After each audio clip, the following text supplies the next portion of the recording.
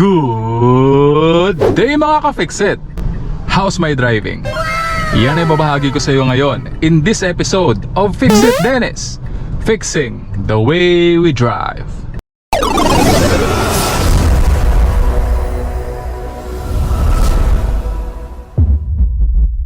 Okay? So pag nagmamaneho po tayo sa mga service road kagaya nito mga ka-Fixit, always be alert, lalong-lalo na sa mga intersection. At marami din pong mga subdivision sa mga service roads.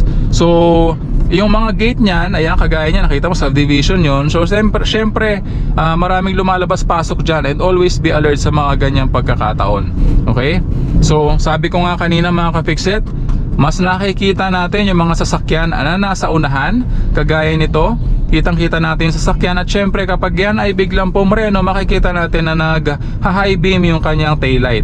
So ma-anticipate na natin na pwede tayong mag-slow down. Ito, kita ko yung truck, malayo pa lang. So nag-signal na ako pa kaliwa at tumitingin ako sa aking side mirror at sa aking rear view camera kung mayroong paparating na sasakyan sa likuran. Okay? Ayan, so bumalik tayo sa linya mga ka-Fixit. At tayo ay nagpapatakbo lang smoothly dito sa sasakyan. Pinayaan ko lang umovertake yung motor. Kita ko siya na paparating siya at palapit na siya, kaya hayaan po natin na umovertake yan. Okay? Ayan mga ka-Fixit. So tayo po ay kakanan dito. So sisignal na po tayo ng kanan a few meters before the turn. Okay? Para alam nung sasakyan na nasa likuran na tayo po ay kakanan. Part po yan ng defensive driving techniques. Okay? So kapag yung mga sasakyan na nasa unahan, ayan, kagaya niya, no, na-anticipate natin na siya ay kakanan din.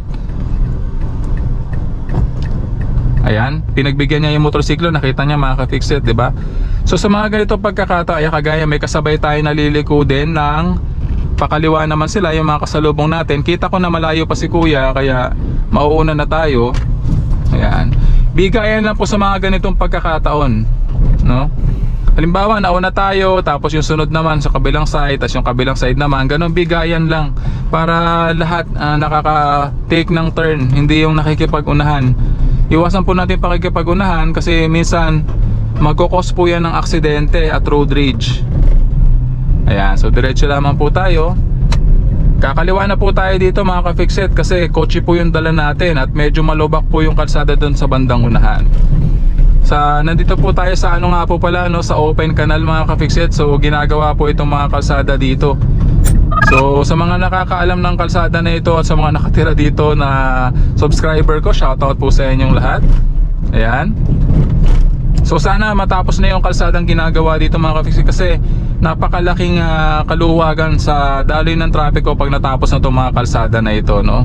So palagi mo tatandaan, part ng defensive driving, dahil nasa likuran ka mga ka-Fixit, mas nakikita mo yung nasa unahan. So magbigay ka, no? Pagbigyan mo sila kung ano man ang ano nila, no, isi-signal nila, kakanan ba sila o kakaliwa, papasok sa linya mo.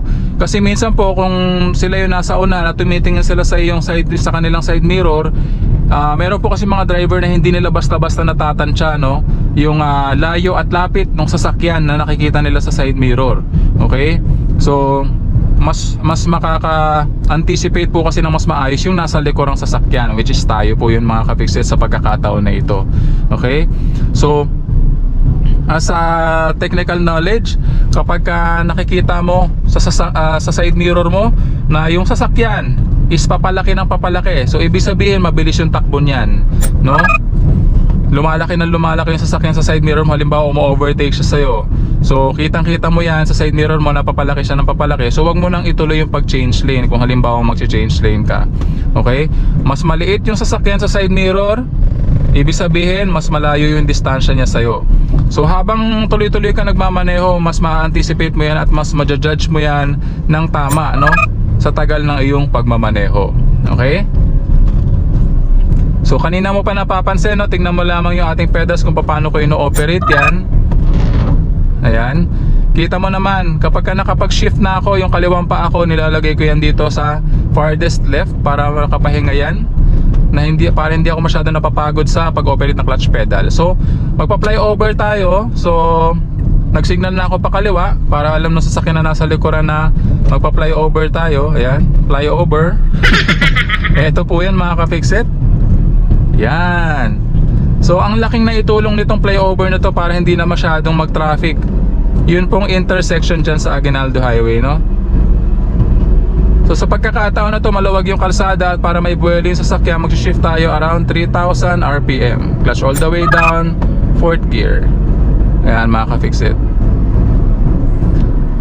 So naka 4th gear tayo, around 65 kilometers per hour.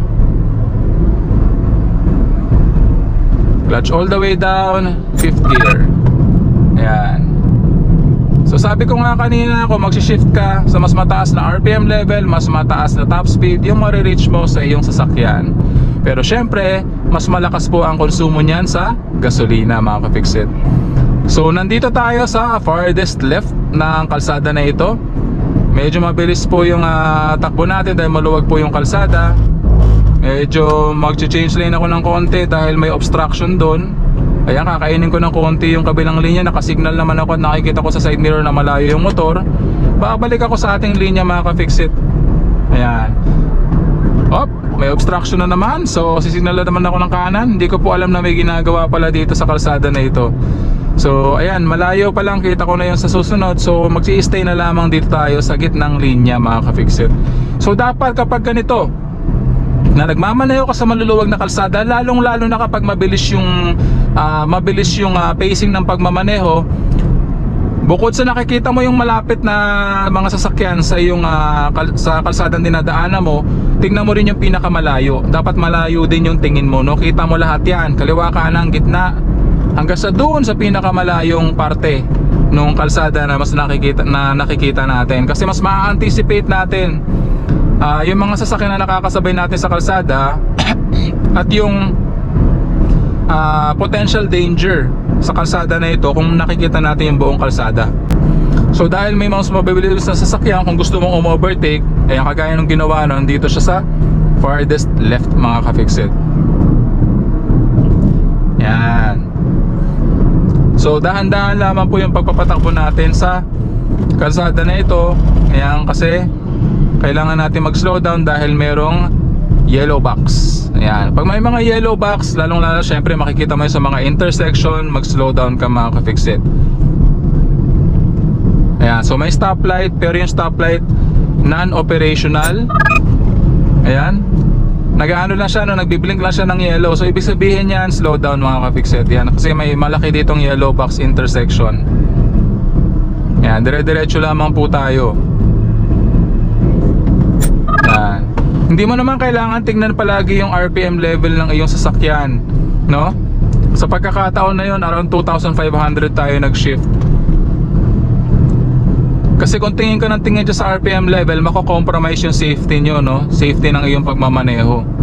Kasi nawawala yung focus mo sa pagtingin mo sa unahan ng iyong sasakyan. So syempre habang nagmamaneho tayo, nakatingin lang tayo dito sa unahan, pero inoobserbahan pa rin natin yung left, right side mirrors natin at yung ating rear view camera or rear view mirror kung wala kang dashcam. Ayan. So siya nga pala, mga ka-fix-it, I highly advise na magpakabit ka ng dashcam sa iyong sasakyan para rin yan sa protection mo at protection ng iyong sasakyan, no? At sa iyong mga pasahero na din, no? Malaki po ang naitutulong yan pagdating sa mga accidents at sa mga huli. Kung halimbawang huhulihin ka at alam mo na wala kang nagawang mali, so magagamit mo yung dashcam para maging evidence or patunay na wala kang ginawang violation. Okay? So ayan, very nice, very smooth yung ating pagmamaneho sa kalsada na ito. Okay, mga ka-fix-it? So sana marami kang natutunan sa video na ito pagdating sa defensive driving at sa binahagi ko sa iyong mga technical knowledge sa ating pagmamaneho, mga ka-fix-it. I-apply mo yan sa iyong pagmamaneho and I'm sure na magiging smooth ang driving experience mo saan ka man magpunta. Okay, mga ka-fix-it? So palaging tatandaan na walang sino man ang pinanganak na magaling. Kailangan natin ng sapat na panahon at pagsasanay upang maging magaling tayo sa anumang bagay. Palagi mo lamang i-apply ang mga natututunan mo sa ating Fix-It Dennis YouTube channel at sa ating Facebook Reels. Ayan. para maging automatic reflex action and muscle memory yan ng iyong katawan. Okay mga ka-Fixit? Please like, leave a comment, and share my videos para makatulong din po sa iba. Once again, I'm Dennis of Fixit Dennis, fixing the way we drive.